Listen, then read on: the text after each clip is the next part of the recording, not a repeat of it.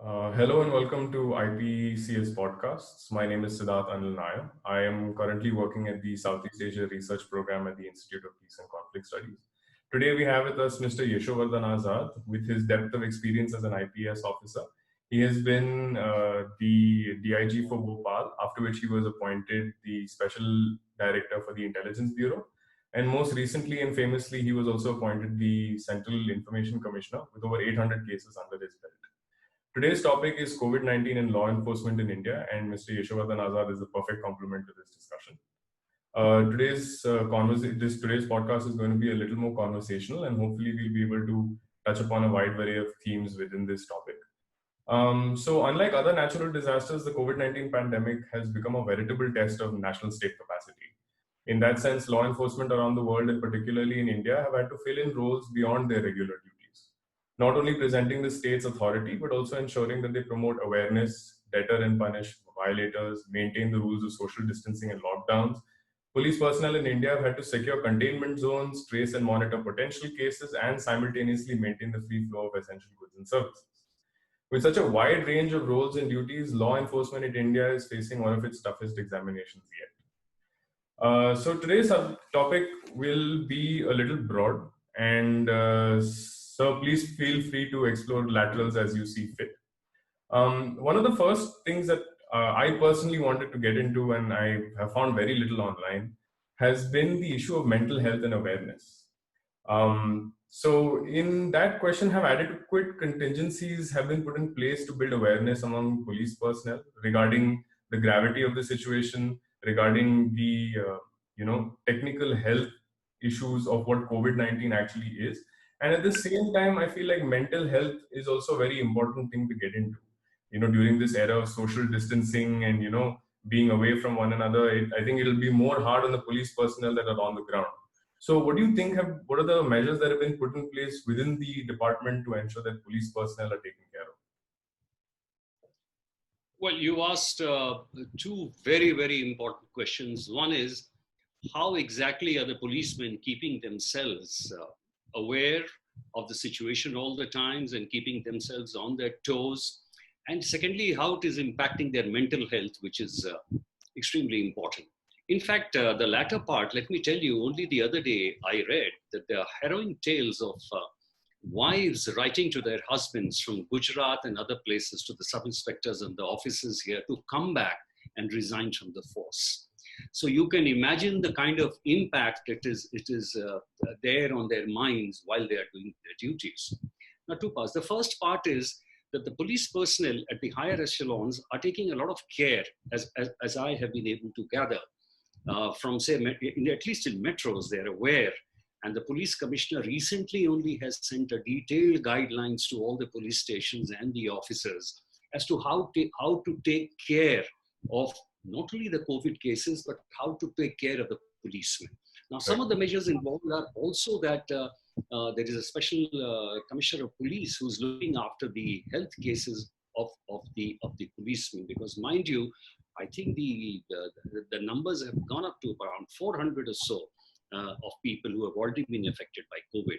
There is a special quarantine center which has been established in the metros for the police officers themselves. There are nodal officers appointed in the police stations where the duty officer is supposed to report the number of cases.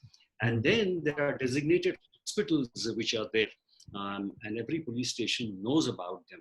I even checked with Indore in Madhya Pradesh, because Madhya Pradesh happens to be my cadre, and DIG Hari Narayan Chari Mishra tells me that they have also taken care that policemen above the age of 50 are not employed in containment zones, and that's a very, very nice and a sensitive thing on the part of the police personnel. They've also taken care that any policeman who reports of any kind of related to COVID, they are immediately brought in to the various center. So naturally, it is in the interest of the senior officers to see that that people are healthy. But the second part is very, very important to us, is how for the guys who are on ground, who are on field duties. So let me tell you, the police works on a chain of command. So often when I checked with this, it's at the various roll calls, wireless messages, meetings of the officers. In all these, regularly they are being briefed about keeping social distancing. The other things, instructions have also been given, for example, that you cannot make arrests without using the PPE kits. PPE kits have been given even in Indore, for example, and I was very happy to know. I thought only in big metros this will be there, but I was very happy to know that PPE kits are there and only necessary arrests are being made. And if it is bailable, it has to be given on the spot. And if it is non-bailable, immediately they should be taken to the court.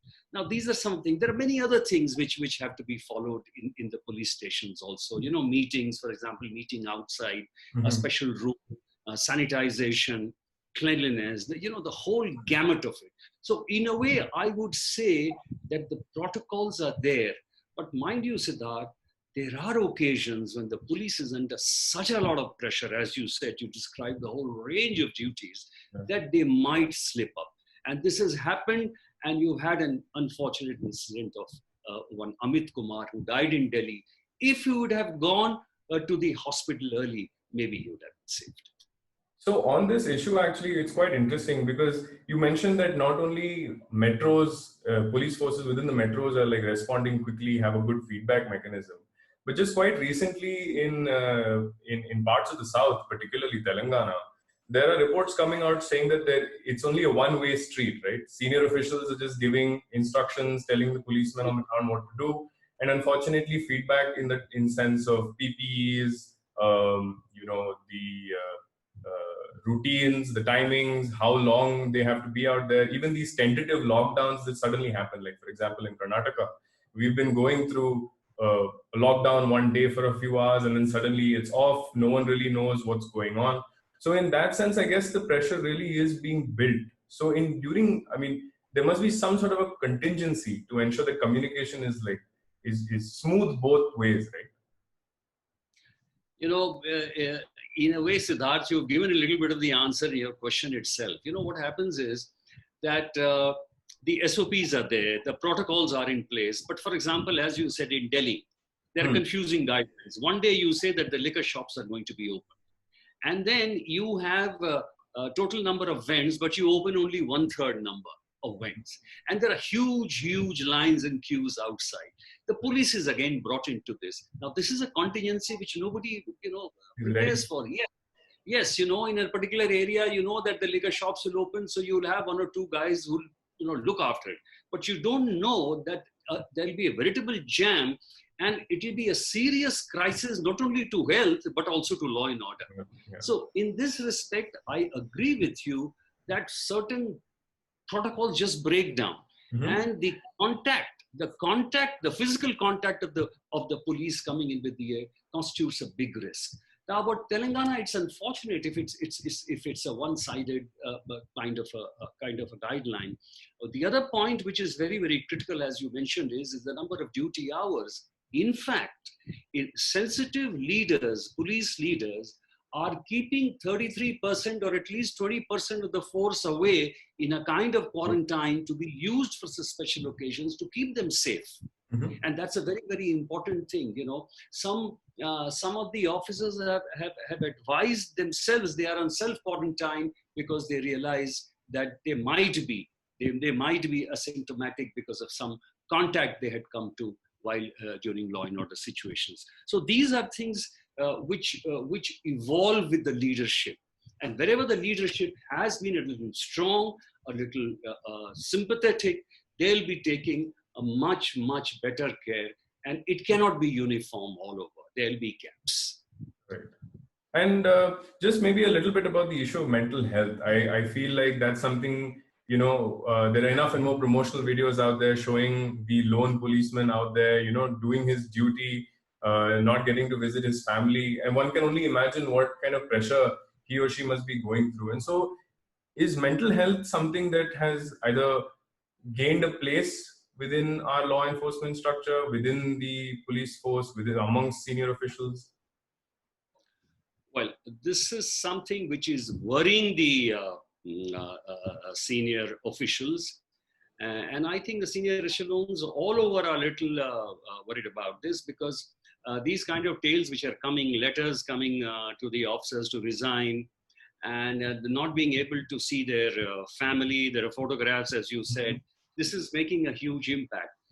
But a kind of a counseling which should be at hand for these policemen, I'm not aware of, but it's an excellent suggestion which may now be moved, at least in metros and other places where they are away for such a long time, and coming from various other states. An officer from Bihar who's posted here, or somebody from Gujarat who's posted here, is obviously going through a hell of a lot compared to those officers who are in states, and at least, they feel that the nearness is there to sort of bind them together. In Madhya Pradesh, for example, if you're in Bhopal and you belong to about 2 districts away, then also it's a little easier. But counseling is something I'm sure it would be done individually, but on an institutional basis, it needs to be put in. That is something which should be now propagated and which should also come out in the guidelines. I agree with you. Right. So I think we can move on in terms of how we apply the issue of awareness, right? Awareness for the police force is one thing, but I think the bigger task at hand is making the population understand the gravity of the situation.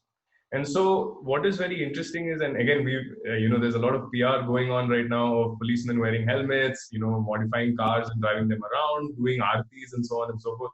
But I think those are like individual cases.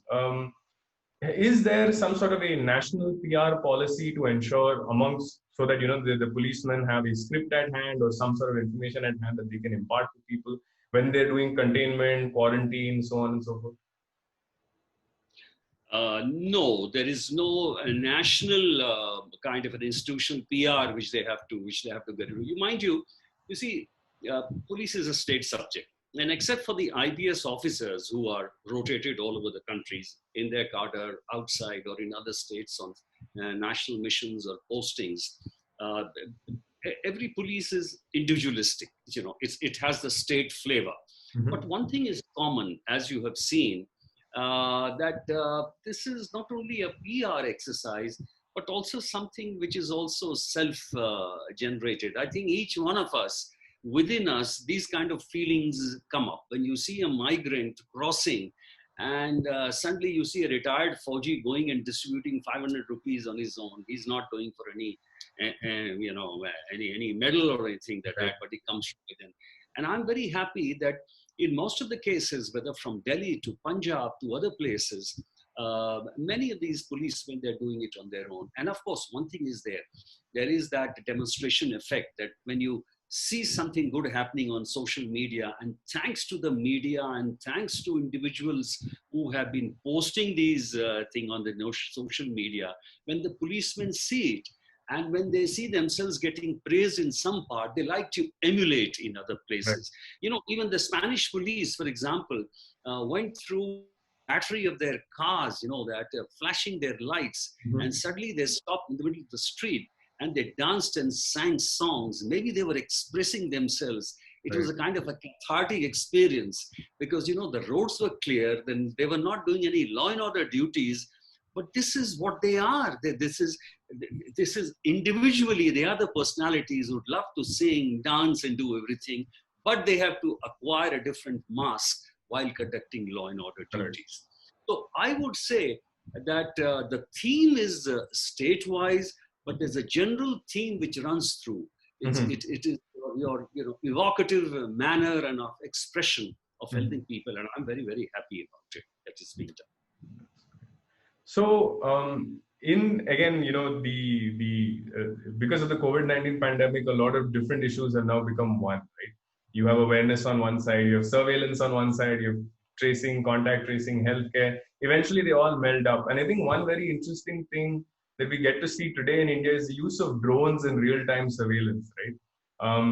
In earlier, crisis situations, you would never have seen drones being used to disperse crowds or to build awareness in crowds, to give them information, so on and so forth. So do you think that the use of drones today, civilian drones, these smaller ones, is it only going to be limited to this particular situation, or are we setting precedent for further use? No, in fact, what you have asked is something that is the way of the future. I'm surprised to know that, well, Delhi police does use drones for law order and other cases. And of course, being frequently used also for the recent situation, as you rightly said, all over. Even in Indore, for example, I checked up with DIG Indore and he said they have 12 drones. Mm-hmm. And the use of drones is critical to find out so many things. The Arogya Setu app is being used in the sense that gives you that how many people are infected around you. So gives a kind of, the depth or the tactical depth also, you can maintain. Let me tell you that there are many metro police and other police, they have asked for UV disinfectants for the files, etc. Then one other thing, while drones will be majorly used after the pandemic also, because that gives you an assessment of the law and order situation, collection of crowds, movements, routes, barriers, etc., etc. It gives you. There are so many other. There's a great push towards digitization, for example, and I think there is the Prime Minister already announced about the digital highway and the digital path which the nation has to take in the next 5 years. We're supposed to be absolutely right there in the digital age. There are glitches, but the police has to go for it. For example, today itself, many of the files are not going now. They're going digital. Mm-hmm. They're going digitally. And that's a huge development, because you can understand how the police stations were burdened. I remember when I was training, the only thing I saw was files. I mean, Danda was later, it was more and more files, 28 files in the police station, this Fairhist, this register and all that. So if all that goes, it will be an amazing change. Mm-hmm. Then again, they're looking at your various other things. At the containment zones, when you are using the drones also, you're using so many, you're using those infrared cameras for movement at night, you're using so many other new things. You're looking for new ways to sanitize your systems. The whole police line look will be different, because your weaponization, your various other things, they will all acquire an edge, a technological edge. And therefore, this is going to stay, because we don't know when the cure is going to come. You have seen that today, the normal public is so confused, because every day on the TV, you're getting more and more scared, because you're not getting any solutions. Everyone is saying it is coming out of air, it is coming out of land, it's coming out of everywhere. Right. And in the police, which has the maximum public interface, has to be most careful. Therefore, technology is the only way out. So in future, there'll be a great push towards digitization. There'll be a great push towards acquiring a technological edge. And drones, of course, they're here to stay with various other modifications, applications, and innovations. In fact, on the issue of digitization, I think one interesting thing that, so India obviously is trying to gain lessons from coronavirus scenarios outside, and South Korea has been the hallmark of, mitigation efforts in East Asia. One of the big things that, even if you go to the Ministry of Foreign Affairs website for South Korea, that they say is that our biggest plus point is ICT, or information communications technology, right? The connections between healthcare infrastructure, policing infrastructure, governance, so on and so forth. It's all because they have a single coordinated loop of information that is constantly being updated. Now, this is one way to say this is a little high tech. But do you think that the steps are being taken now, making use of this crisis as an opportunity to put those things in place in India? Yes, I would certainly say, we are highly developed in the IT sector. There's no doubt about it, information technology wise. But of course, we are in the software part, Right. As far as the hardware goes, of, like integration of that kind, we may not expect. But I can tell you at the higher echelons, there is a tremendous coordination, because basically if you have an IS officer or an IPS officer or something, it's easier to communicate. At the lower level, what you're saying, that the cutting edge, Right. what is required is at cutting edge. What is required is that the municipality, what is the police, the DDA, the various systems, the electricity people, the essential services, they need to coordinate. You know, information technology is what? Information technology is that people should benefit. For example, if lights go out 4 times in Saket, and it gives a problem with not only law and order, it gives health issues, it raises so many issues. There has to be an ultimate coordination. So South Korea being a small state and connected digitally with almost everyone, it's easy. In India, you cannot connect yourself digitally with everyone. So what is more important is a better coordination between the various services. I would say that today, during pandemic, you can see instance of better coordination, because, you know, even for example, one of the biggest problems of burning of COVID bodies, the police is taking full support and the guideline of the doctors, and the health people have been very, very that way forthcoming, and also been very, very helpful. You know, the Prime Minister has also set task forces, and they are headed by some of the very bright secretaries who are giving down the orders. They are understanding the situation. But I would certainly say that a better level of coordination is expected on ground. You know, what the basic coordination, which is, for example, in Delhi, you have so many COVID zones. You need the police, you need the municipality, you need the sanitation, you need the essential services guy, you need the electricity, and you need the local other hospitals also for coordination. Right. Now, there is a problem. For example, the problem is with for example, quarantine centers. These are issues which cannot be solved by even better coordination, because, you know, this is about the facilities themselves. I'm talking about what is actually happening during COVID times. You know, people have complained about quarantine facilities. People have complained about some hospitals, but they are doing a great job. Given the shortage of resources, the way our COVID warriors, and I would say the frontline warriors, are the doctors who are treating the patients. They are the real ones. Second are their nurses and their assistants.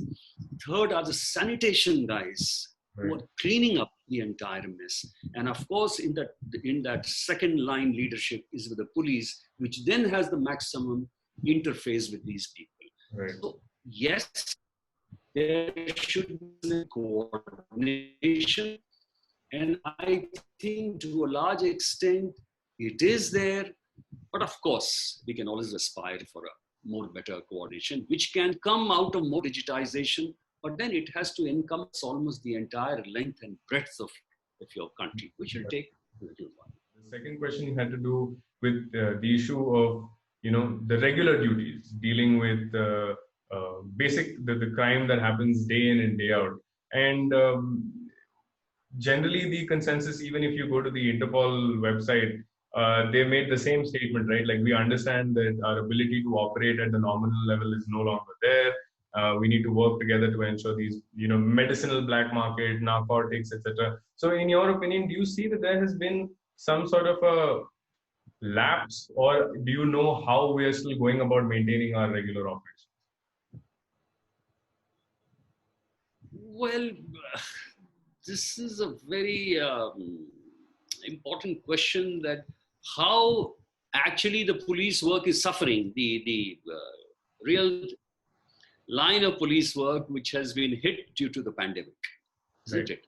So, you know, in terms of crime detection, the crime has come down though during this time. But naturally, crime investigation and other things are going slow, because this is exactly the time when everything else has been put to, you know, back burner, and the entire focus is the pandemic. Right. The other thing is that the policemen also have to be safe, because a lot of, you know, contact work cannot be done, the physical contact, the physical interface. this. For many of these investigations, you have to call people, you have to question them, you have to, stay with them for hours. You have to call other witnesses. You have to do a lot of paperwork. Right. You have to file a charge sheet. So it requires a huge diversion. And some time back in some of the metros, in some of the police stations, there was a division between a law and order and also crime work, because crime work wanted, a specialized, concentrated, dose of man hours, right. Which was very difficult if you are, on various duties. Right. But right now, many things are happening. Right now, the policeman, the police officer are also trying to, give some rest to the guys also. So they are being rotated. For you can't be all the time on a containment zone or on the barriers. For example, today what is happening, if you see, the work is only expanding. It is not coming down. The Shramik trains, I mean, the barriers at the roads, the liquor shops, the number of containment zones, now the airports, now there is the interstate bus terminals. So with this kind of a duty where there is no end to it, the crime work will suffer. There's hardly any thing which is going on that side. And in fact, as I told you, instructions have been given that if arrest should be made only if it's absolutely necessary. Okay. If it's bailable, give them on the spot. If it's non-bailable, produce them immediately in the courts. So these are times when police is trying to lighten its burden on one side and concentrate and focus completely on the pandemic issue, hoping that in the next 1 month or 1.5 months, when things sort of flatten the curve, then we go forward, but do our work again in a more digitized manner and contactless kind of a policing. Right. And by that time, the other protocols would have also fallen in place. And so I think we've saved the most, the tough question for the last one. Over this entire pandemic, a big major issue has been police abuses, brutality, and the migrant worker. And a good juxtaposition to this is that recently a survey was done by the AINS e-voter, which showed that institutional trust in the police had gone up 61.8%. But at the same time, you have enough and more narratives saying that, we will not forget this sort of humiliation, this sort of abuses, and so on and so forth. And so the question really arises, how do we move on from here? We have this situation where, the police has to do his or her job. But on the other side, it's a human crisis. So I think not only should this be, a question for thought, but I would also ask, how would you navigate these two widely different issues or widely connected issues? I think it's the most important question which you have raised. And I think in a democratic society of ours and the democratic credentials that we have, police abuses have to be taken very, very seriously. I don't condone any action. As a youngster, sometime I used to, want to be very loyal to my subordinate ranks and officers and try to defend them all the time. And I was cautioned by my seniors that never side with the wrongdoing of your subordinate, because it reflects upon you and the image of the force. And I've always remembered that. And I don't see any reason for these abuses too. See, it is all right to parade these reasons that, they are hard pressed and they are, in the field for such a long time. That's all right. But if you see some of these videos in which you see a policeman thrashing somebody who's harmless, and there's no justification for it. Right. Now the question is, what should we do? What should we do? I have always maintained that there are black sheep in every family, in every organization, and policemen also there is a band which always brings you a bad name doing these things. Right. So it's nothing institutional, no senior officer supports it, but these acts need to be punished. Now, what is the format? What is the drill? the drill is that even now, many of the cases which have taken place during this pandemic, and even in Indore, they were telling me, I said, how are you dealing with these cases? And the DIG tells me, sir, we immediately take spot action. We suspend them. We do a departmental inquiry. I know that there is a feeling that if the actions are taken within the department, maybe it is on the softer side. Maybe it may not be. Now, in that, there has to be, you have to trust the IPS officers in categorizing these abuses. If you think that this is an aberration, this is something which can be taken care of by the institutional drill or the institutional discipline authorities, whatever exercise you have, departmental inquiry or whatever, then it's fine. If you feel that the abuse has to be taken to a higher dimension or some higher, like a human rights or something, then I would also say that, the most important thing again during pandemic is to reflect again on the police reforms, which the Supreme Court has been talking about for the last 17 years and has told all the states.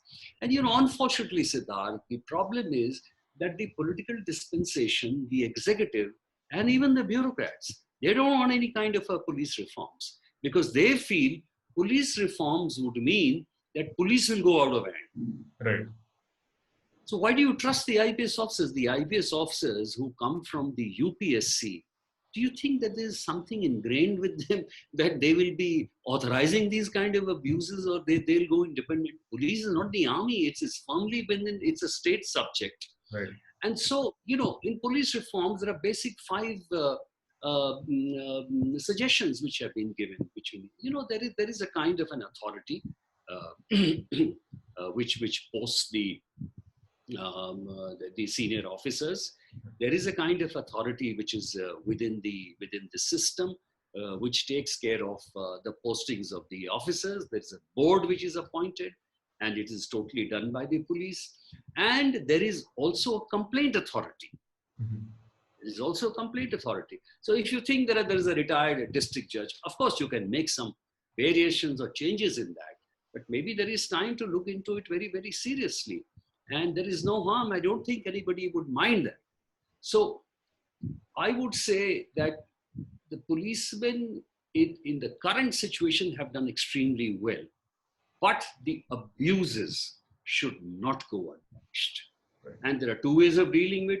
Either there should be a review. Every state has can have a review committee to look into all these abuses and how they've been handled. And if they think that they have not been handled correctly, they can certainly take it to the higher. Right. And third, I would say that this is now the time actually that the Supreme Court reforms should be implemented. It talks about a basic tenure of an officer in a district for 3 years. It talks about a tenure of the head of the police for 2 or 3 years. What is wrong with that? Once you have that, you'll immediately see the difference. The problem is, and here is one of the laterals that I'm going into, and which is very unfortunate, Siddharth, is that somehow we all think that the police has to be on our side. So, it's very strange. And one chief minister was telling me that, what do I do? Look at the requests I have got. All the requests these here are from the public representatives who are saying, please post this SP there, or please post this collector there. And in fact, lower down if you go, then they are recommending the posting of the sub-inspectors, posting of the tahsildars. So you know that here is an authority, here is a cutting edge officer who should be used only for me. Right. And that is the most serious issue in the democracy of today. How will the policing work? How will the civil service work if it's completely controlled? I can understand that in a democracy, the people's representatives are the supreme. The elected body is the supreme. Right. But if the elected bodies of the representatives don't behave responsibility, then what is the way out? What is the way forward? And that is the issue which we are still grappling with. Right. Well, sir, thank you so much. I think we've covered a wide range of topics. We've talked about intra-police efforts. We've talked about the lockdowns and curfews. We've talked about use of technology. And finally, and most importantly, we've talked about the issue of the migrant workers and the humanitarian crisis. And I think what you've given us is a deep insight into the issue. And I thank you for this session very much. Thank you. Thank you for having me. It was nice. Thanks. Thank you.